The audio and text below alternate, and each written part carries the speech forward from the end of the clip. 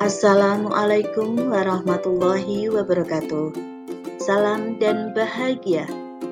Perkenalkan, nama saya Winarsi SPD, calon guru penggerak angkatan 7 dari SD Negeri Sumberjo, Kecamatan Jaken, Kabupaten Pati, dengan fasilitator Bapak Haji Samsul Bahri dan pengajar praktik Bapak Muhammad Santoso.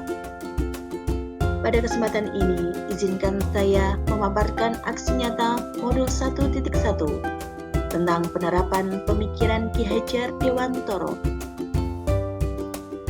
Dalam video ini saya akan memaparkan bagaimana perasaan selama melakukan perubahan di kelas, bagaimana ide atau gagasan saya yang timbul sepanjang proses perubahan, bagaimana pembelajaran dan pengalaman dalam bentuk catatan praktik baik, bagaimana foto bercerita dari seluruh rangkaian pelaksanaan, perencanaan, penerapan, dan refleksi, dan bagaimana testimoni dari rekan guru dan murid yang terlibat dalam proses perubahan yang saya lakukan.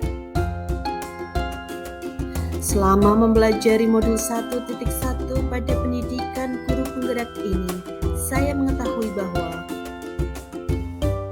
tujuan pendidikan menurut Ki Hajar Dewantoro adalah menuntun segala kodrat yang ada pada anak-anak agar mereka dapat mencapai keselamatan dan kebahagiaan yang setinggi-tingginya, baik sebagai manusia maupun sebagai anggota masyarakat. Pendidik itu hanya dapat menuntun tumbuh atau hidupnya kekuatan kodrat yang ada pada anak-anak agar dapat memperbaiki lakunya, bukan dasarnya, hidup dan tumbuhnya kekuatan kodrat anak.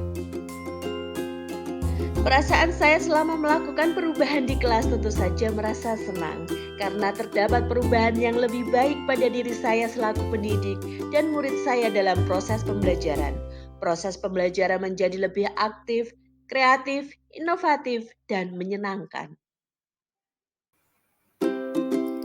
Ide atau gagasan yang timbul sepanjang proses perubahan adalah: yang pertama, merancang diagnostik awal untuk pemetaan kemampuan karakteristik murid, gaya belajar, bakat, dan minat murid. Yang kedua, merancang dan melaksanakan pembelajaran sesuai dengan kebutuhan murid, yaitu pembelajaran yang bermakna, menyenangkan, inovatif, menggunakan metode dan media yang bervariasi sesuai karakteristik murid. Yang ketiga, menciptakan kondisi belajar yang aman, nyaman, dan menyenangkan sesuai dengan kodrat alam dan kodrat zaman. Yang keempat, menumbuh kembangkan potensi murid dengan pembiasaan budaya positif dengan memperhatikan budaya setempat. Yang kelima, memposisikan diri sebagai pamong dengan menerapkan trilogi pendidikan, yaitu Eng Marso Sungtulodo, Eng Madyo Mangunkarso, dan Tuturi Handayani. Pembelajaran dan pengalaman dalam bentuk catatan praktik baik antara lain pembiasaan literasi dari sebelum masuk kelas, budaya 5S, senyum, sapa, salam, sopan, dan santun, berdoa sebelum dan sesudah pembelajaran, pembelajaran berpusat pada murid, penerapan sistem among, dan sholat berjamaah. Berikut adalah foto bercerita dari seluruh rangkaian pelaksanaan aksi nyata meliputi perencanaan, penerapan, dan refleksi. Untuk tahap perencanaan yang pertama adalah melakukan koordinasi dengan Bapak Kepala Sekolah. Adapun pelaksanaan dan keberhasilan aksi nyata ini adalah atas izin dan dukungan dari beliau. Tahap perencanaan kedua adalah menyiapkan perangkat pembelajaran.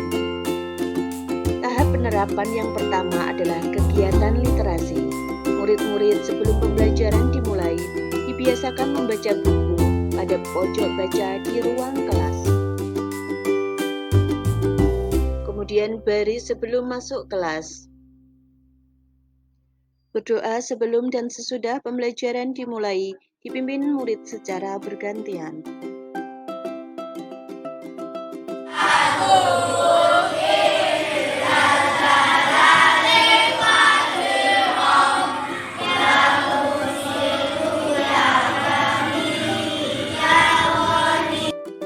Yel-yel sebelum melakukan pembelajaran supaya murid lebih bersemangat.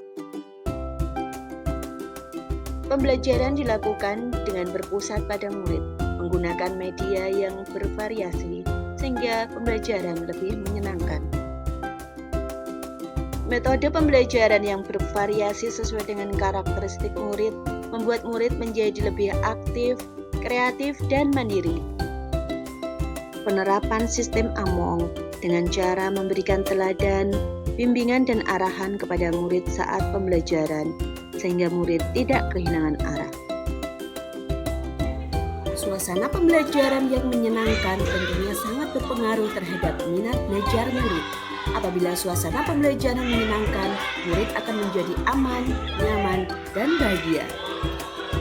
Suasana pembelajaran yang menyenangkan selanjutnya adalah sholat zuhur berjamaah di masjid desa, sehingga anak-anak bisa menumbuhkan keimanan dan ketakwaan mereka dan juga bisa berinteraksi dan berkolaborasi dengan masyarakat sekitar.